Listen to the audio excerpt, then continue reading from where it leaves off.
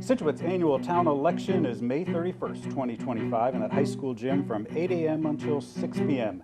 Two select board seats are contested. In position one, it's Maryanne Lewis versus Freya Schlegel, and Miss Lewis joins us now. Maryanne, a pleasure to spend time with you. Happy to be here, Seth. I'm going to be honest, I was surprised when I saw your name pop up on the select board candidate list, because a few months ago you were very active and vocal in the planning board meetings, which have seats available. Why the select board? Why now? Well, first of all, thank you for hosting this forum, and thank you for having your team there the other night at the candidates forum. The weather was a little challenging, so it's increased the importance of the role that you play in the community in terms of broadcasting to a wider audience. So we have two veteran members of the select board that have chosen not to seek re-election. So that's going to create a 40% turnaround in the board. So we're losing two senior members with a lot of experience. And so I'm running for select board because I think experience matters. And I think given my background, I'll be ready to accept those challenges and be able to navigate the issues that lie ahead from day one and hit the ground running. I've worn many hats over the years and held many titles. I always harken back to the most important one is that of mom. I have two beautiful boys, both of whom are adult sons now, and I'm very proud of them and very grateful for them. But I have served at all levels of government, federal, state, municipal. I was a staff assistant to Tip O'Neill. I served on municipal finance boards and housing authorities and actually charter commissions. And obviously, he had been elected 4 times to the Massachusetts House of Representatives. So in addition to that, I have over 35 years of combined private and public sector experience. So I believe that my educational background and my professional experience will allow me to hit the ground running day one. I've been a practicing attorney in good standing in the Commonwealth for over 30 years. I don't want to give exact dates, but over 30 years. So I understand and ran a consulting practice as well. And so I understand the challenges that are faced by small businesses as well. You mentioned that board, Karen Canfield, Karen Conley, both most senior members stepping down. What are your thoughts on the current select board? So I think that my legal background will allow me to make a meaningful contribution to the current composition of the board. Jamie Gilmore has a background in the trades and construction. Sue Harrison has a background in healthcare administration. Andrew Goodrich has a background in public affairs. So I think that my legal background and educational backgrounds and professional experience will make a meaningful addition to the current composition of the board. And if I have the privilege of getting elected and serving the residents of Scituate, I look forward to working with those members. If elected, what do you think some of your top priorities would be? So I would say the one word, I mean, no municipality has sort of one or two top priorities. There are many priorities, obviously, that need to be paid attention to. But Scituate, I think we could summarize a number of the concerns that we have and things we need to pay attention to in one word: water. The meaning of the name is Cold Brook. Not only the water that we drink that needs to be delivered in a manner that is safe and healthy, but also how we dispose of that water in our sewer system. How not only water for drinking for human consumption, but also our herring run is very important to our ecosystem of our rivers and the oceans, and they are on the bottom food chain of our fishing industry, which is a very important sector to our business economy and an economic engine that drives a lot of the fabric and makeup of this community. Our riverways, our ecosystem, we are stewards of that. And we need to, be responsible in how we handle that. The Atlantic Ocean, how we preserve and protect that, but also how we protect ourselves from it. So water, as a general category, I think certainly incorporates a lot of what we need to pay attention to. Town Administrator Jim Boudreau, what's he doing well? What do you think he needs to focus on? So, Seth, I had many years ago, most municipalities were governed by either a 3 or a 5-person select board. And probably about 30 years ago, there was a move afoot to change that method of governing because town budgets were getting more intricate, and there was a lot more to pay attention to than just a part-time policy board.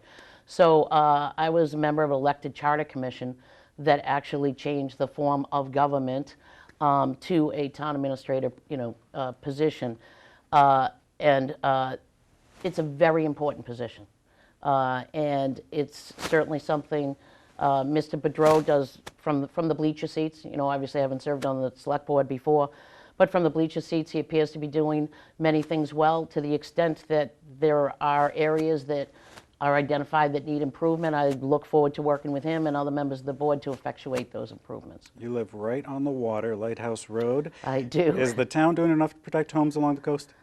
So coastal resiliency, I've knocked on hundreds of doors in this community. Coastal resiliency is, getting back to the water category, certainly something we need to pay very close attention to. 37% of our tax base is in a flood zone. So we are working towards, combating sea levels that are rising. My grandfather built a cottage 100 years ago on Stone Ave, and I know with my own eyes how that water line has come up over the years, because there are people used to be able to put seawalls in front of their house, and so there are still remnants of those, and so the medium high tide line is not where it is today. And I always say, I have a lot more friends, from April to November than I do from November to April, given where I live on Lighthouse Road. I'm very happy, obviously, to see the seawall reconstruction going on. This is where I think my experience is very important to the composition and the makeup of the board. I understand that we can't do those infrastructure big ticket items alone. We need to partner with the feds. We need to partner with the state. And I spent many years in my consulting practice being hired by big corporations, nonprofits, local businesses to help them navigate state and federal government. So this is where I think my experience could really make a meaningful contribution, because we're going to have to rely on those partners as we, take on our coastal resiliency efforts. And they are certainly helping some with these, but these projects are extremely expensive. Yes, we have they the are. North Scituate Beach Nourishment, about $4.5 million, the Oceanside, $6 million, and our Coastal Resource Officer, Corey Miles, mentioned to me about the Jericho Turner Road, where we're trying to do some things as well. Again, you mentioned there's state federal funding there. Some of that does fall on Scituate taxpayers. Yeah, Now, absolutely. Scituate in the past has done betterments. For those that don't understand betterments, they are price increases on specific properties, not an entire town. I believe you're very familiar with this with Cedar Point, when you had that sewer system put in. There were betterments there. Would you support betterments on homes along the coast to help fund seawall repair? Generally speaking, I don't support additional betterments for public infrastructure on top of what folks are already paying with their property taxes. We have a progressive form of taxing with our property tax system. Houses are given a valuation, and based on that valuation, they pay a tax bill, a property tax bill. So the higher the valuation, the higher the property tax bill. You mentioned specifically Cedar Point. That was something that didn't affect just the hundreds of homes around Cedar Point, but that infrastructure improvement allowed increased capacity in our system to handle incoming additional properties around the Greenbush project. So we weren't the only beneficiaries of that infrastructure, and I think that the Cedar Point residents paid a disproportionate amount of money, for something that benefited a broader community. And if we don't protect our infrastructure and our seawalls and our coast, with 37% of our tax base in a flood zone, when those houses, or if those houses eventually get devalued, it's going to have a negative impact on the entire town and the entire budget. And so it's something that concerns everybody, not just someone, that happens to be living near a seawall or, living near the coast. I mean, it's part of the fabric of this community. it's one of the things I think that has made Scituate a highly desirable zip code to move into. Well, let's stay along the coast with beach parking. At this last town meeting, Scituate voters approved increasing beach parking fines from $50 to $150. It was a unanimous decision. Then a few days later, there was a little pushback online from Scituate residents. Heath Clark wrote, Oregon's coastline is entirely public and protected. It belongs to everyone. Then Scituate resident Dina Dre wrote, I grew up very differently from most of the wealthier folks who view the ocean and sand as private property and seem determined to limit access to those who don't have the same privilege to live right on the water. Should beach parking be free and open to everyone? So first off, it wasn't unanimous because I voted no. I didn't hear you. And the original proposal was a $50 fine, and, Right. and it was tripled to a $150 Correct. fine, which seemed a little punitive and a big jump to me at the time. But I understand the concern, especially of folks that abut the beach parking lots, and the challenges that go along with that. I do think that residents should be given priority for beach space parking. I'm not going to say where, but there are areas where stickers are not required, and there is access to the beach and the water. So I support a sticker system that's affordable, and gives residents to prioritizes residents. But we need to, and they do make non-resident stickers available. I'm sure there's some reasonable formula that goes into how that allocation is arrived at, but it's a balancing act. Local businesses, the town doing enough to support local businesses? So, we should always do what we can to support and grow our businesses. They're an important sector to our local economy in terms of a tax revenue. So I think a shout out to our first responders, Chief Thompson and Chief Donovan, I think run excellent departments. And if you're evaluating from a business aspect whether or not you want to come in, if you want to stay, if you want to expand, I think safety plays a big role in that. And I think our police and fire departments do a great job at that. And so all our first responders deserve our support. Obviously, infrastructure concerns are part of that equation as well. And so, we've done a lot in the recently to improve our infrastructure. We have a rich history in this town and an old history in this town, and as old as our history is some of our infrastructure. And so we have made efforts to improve our public safety buildings, our schools, our water and sewer capacity and infrastructure, and our seawalls. But more needs to be done. And North Scituate to try to bring sewer to North Scituate, bring back Jamie's. That's important to increasing our tax base in terms of the business sector. And so, and we also, as a policy making board, need to sort of think outside the box and partner, consider partnering, private-public partnerships, like the Gates, project, which, an RFP was sent out, and the folks that help with Lawson Green are responded to that. I believe they were the only ones that answered the RFP. But, what's being contemplated there is a partnership, a private-public partnership. So, paying attention to our fishing industry is important. Balancing their needs with the recreational boaters. They both provide an economic engine to this town. We have a candidate, actually, that comes from a commercial fishing background that's running for the select board. And whether he wins or not, his voice, or the voice that he's bringing for that sector of our economy and the fabric of this community, is important and deserves to be heard. You mentioned Gates. Let's go back to Gates. At this last town meeting, Scituate residents gave the select board the authority to move ahead with exploring housing for the old Gates building. Do you think that building should be housing? So we have a housing crisis across the state, across this town. We have to think of ways to increase affordable housing. We are very blessed in this community to have a multi-generational component to it and a makeup of it.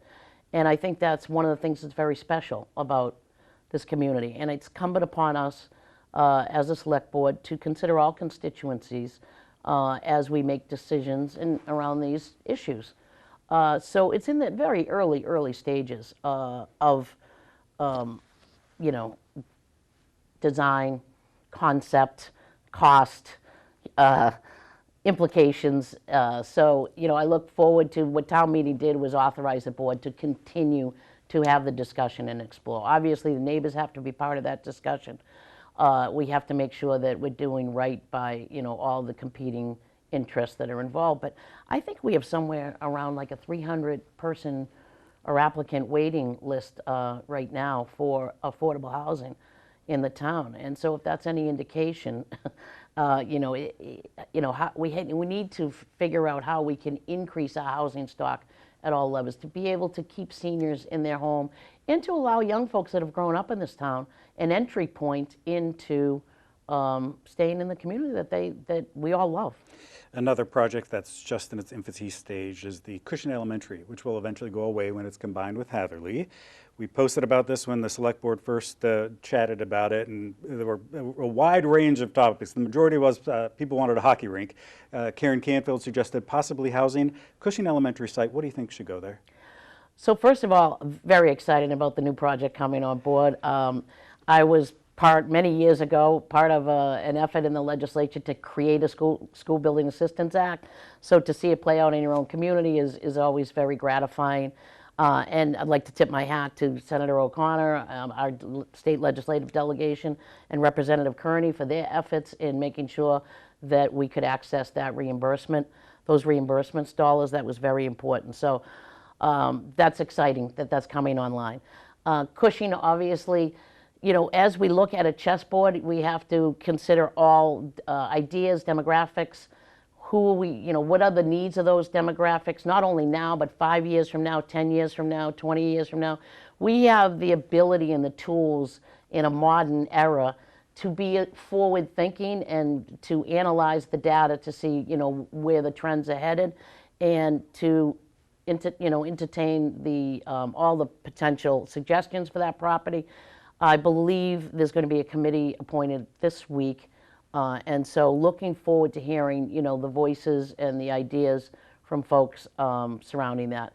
And again, all these things don't operate in a silo or a vacuum, right? So if the Gates is going forward and that's going to be housing, then maybe that takes the housing component away from the Cushing sites. What are we losing? Obviously, the food pantry, is looking, they're bursting at the seams. They're looking for some more elbow space. So looking forward to the discussion, hearing feedback from the neighbors and the concerned parties and the loud hockey crowd. Okay, ready. Overall, town of Scituate, how do you think we're doing? Well, first of all, we are very blessed that God has given us a front row seat to the Atlantic Ocean. But with that comes some challenges, obviously. Scituate has evolved over time. I spent summers here my whole life. We bought our house on Lighthouse Road 25 years ago. And when people used to ask, where do you live? And I'd say Scituate. We've evolved from a town that no one could pronounce or let alone find on a map to being the most desirable zip code in the state to move into. And again, that presents its challenges. So obviously we're doing something right and many things right in order to attract the attention that we are receiving. But we have to be vigilant and to protect the vibe is what the newbies tell me why they are moving here. All right, Maryanne, one more time. Why should Scituate voters vote for you on May 31st? Because experience matters, and with me you will have a steady hand at the helm to navigate what's ahead. Ms. Lewis, appreciate your time. Thank you for being here. And remember, folks, that election, May 31st, 8 a.m. to 6 p.m. in the high school gym. Thank you.